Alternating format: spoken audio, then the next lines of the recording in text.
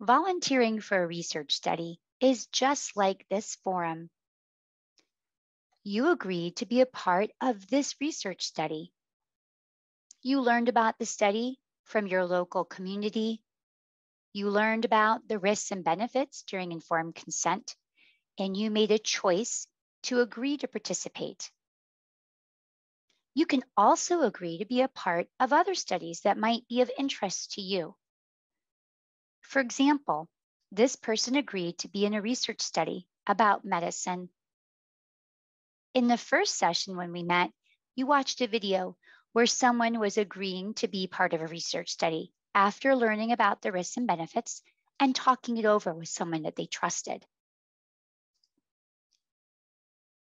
So who can volunteer for a research study? You can volunteer for a research study when you meet the inclusion criteria. What does that mean? Well, inclusion criteria are the specific types of people with certain characteristics that the research study wants to understand better.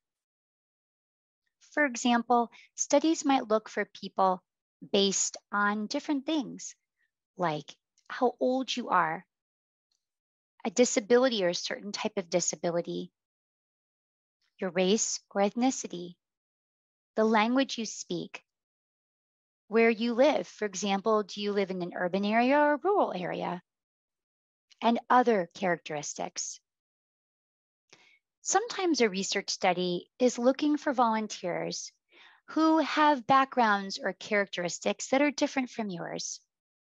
Although you may not be able to participate in that specific study, you can tell the researcher why you think it would be important to include people like you in future studies. What is it called when you volunteer for a research study? Here are some different words that people might use to describe a research volunteer. Sometimes people use the expression a research participant or even human subject. Other words might be a key informant. That's someone who's an expert on the topic that the research is trying to learn more about. For example, maybe a person who advocates to pass new laws in their state or who is on the leadership of an advocacy organization might be invited to be a key informant. Or you might be called a respondent if you're someone who answers questions during an interview or a survey.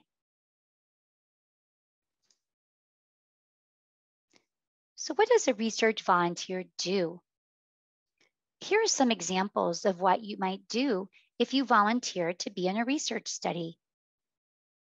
You might answer questions about a topic using a survey, an interview, or a focus group. A survey you might take on a paper or even on the computer online.